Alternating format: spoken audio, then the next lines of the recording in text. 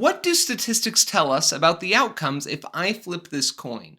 Will it be heads or tails? You might think that the answer is 50-50, but it's a trick question. Statistics don't tell us anything about this coin. Statistics tell us about these coins. I have coins in my shirt. Similarly, what year you were born doesn't really tell me anything about you as an individual, but we use generational labels to understand broad trends about a group as a whole. That's important because every time a new generation enters the workforce, there are issues. Some of those issues are that people try to apply generational trends to individuals. For example, someone might say, well, you're Gen Z, so you understand TikTok.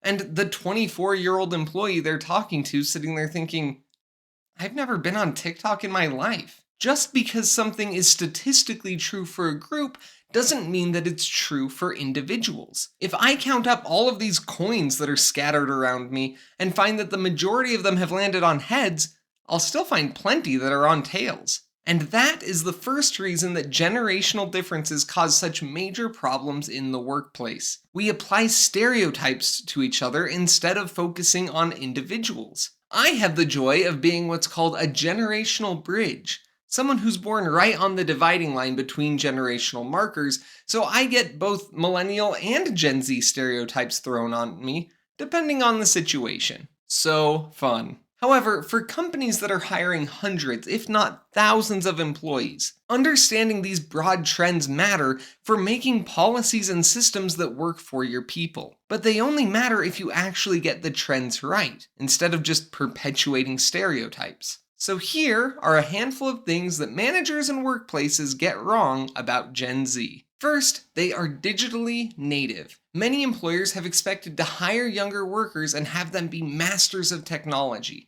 Gen Z grew up with smartphones and the internet and all kinds of technology. So the natural assumption is that they should be more adept with tech than other older workers. But they aren't at all.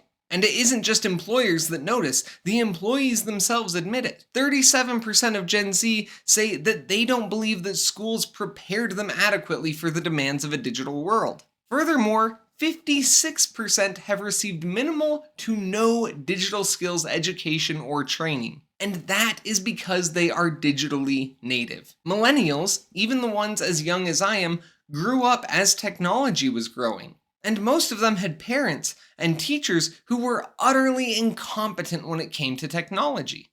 Do you kids like to use the worldwide interweb? So they had to learn quick and learn themselves in order to figure it out. I was my family's go-to computer guy by the time I was 12, just because my parents had no clue. It's like learning a second language by just moving to the country.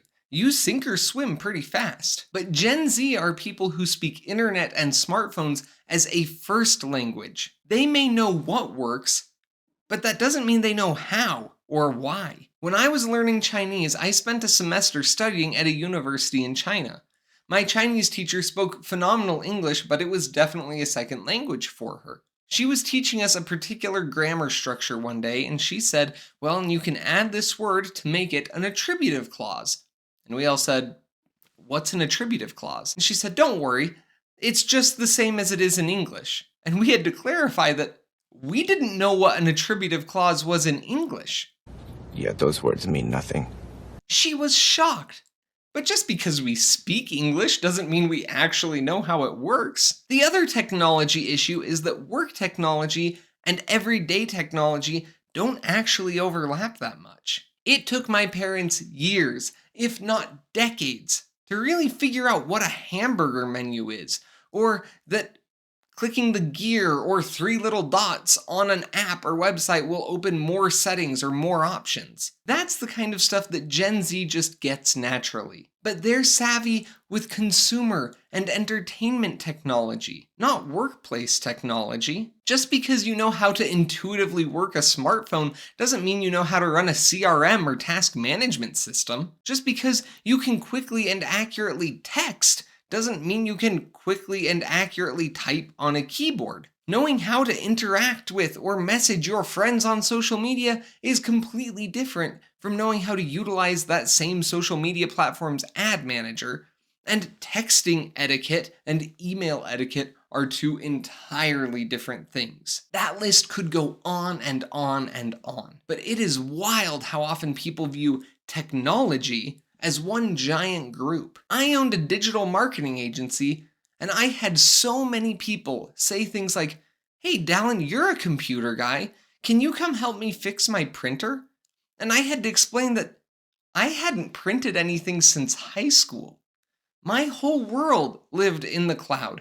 Just because I know how to build you a website doesn't mean I understand how your computer, let alone your printer, works. These are totally different skills. Luckily, there's a simple solution to Gen Z not having as many tech skills as their managers hoped. Just teach them the skills. The tech skills needed for each job are going to be different, but young employees do have the technological foundation to learn those skills, even if they don't already know them. And most are willing, if not eager, to learn. But managers can't just assume that they're going to know everything techie simply because they're young. They need training, just like everyone else. The second big complaint is that Gen Z lacks basic communication skills. And this one is true, but once again with a twist. Many younger employees entering the workforce do lack the communication skills they need to excel in most jobs. In fact, Forbes recently released their list of the most in-demand job skills, and both communication and interpersonal networking made the list for 2023. And they made the list for 2022, and 2021, and as far back as 2010, which was the first instance of the list that I could find. Because guess what? Communication skills have always been valuable. They're the main focus of the book How to Win Friends and Influence People, one of the best-selling self-help and business books of all time, which was written in 1936. People have always needed to be better communicators. But 15 to 20 years ago, managers were complaining about millennials lacking basic communication skills. And it's hard to find examples of those complaints for previous generations. So, what changed? Literally, nothing. Nothing changed. Well, one thing changed, and that's the internet. It isn't that young people have gotten that much worse at communicating. It's that we've gotten better at documenting it. You can find endless articles on the internet about how millennials and Gen Z lack basic communication skills, but it's hard to find any articles on the internet about previous generations because the internet didn't exist. But a quick glance at the historical record will show older generations complaining about kids these days for thousands of years. For example, this quote from Essays on Idleness, written by Tsuregusa Yoshido Kenko in the 1300s. The ordinary spoken language has also steadily coarsened. People used to say, raise the carriage shafts or trim the lamp wick, but people today say, raise it or trim it. When they should say, let the men of the palace staff stand forth, they say, torches, let's have some light.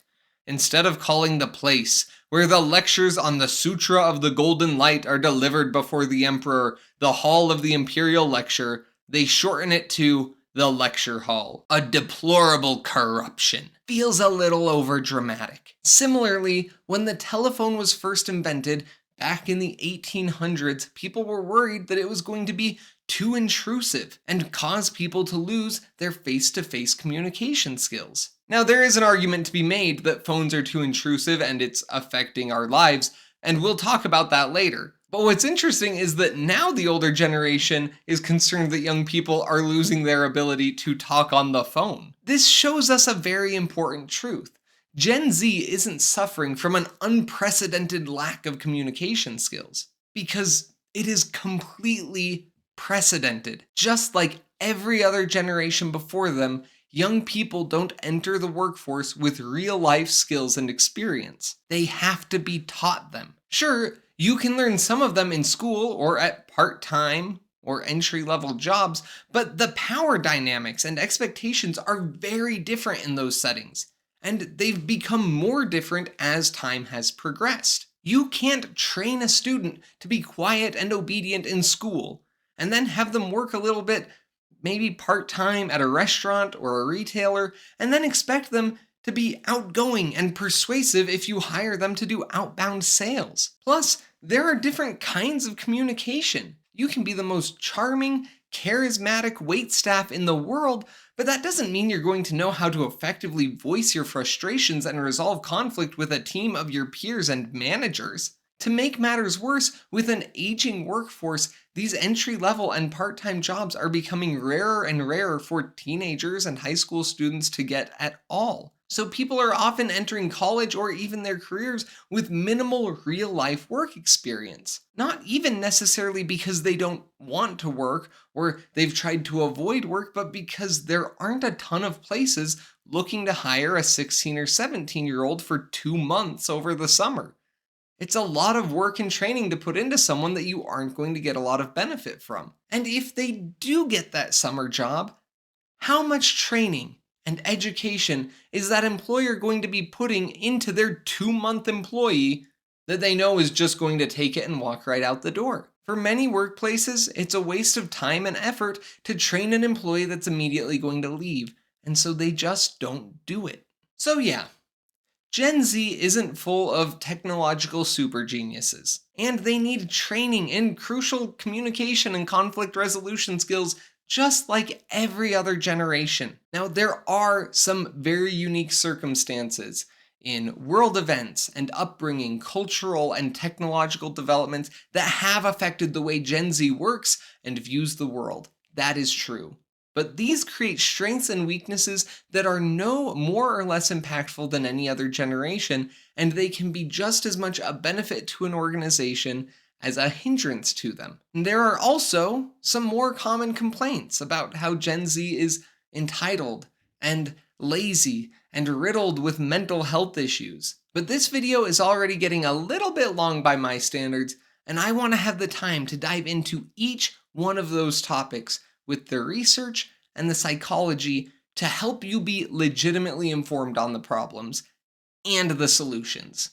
So all of those topics are just going to have to wait for part 2. If part 2 is out, you'll be seeing a link to it on the screen right here.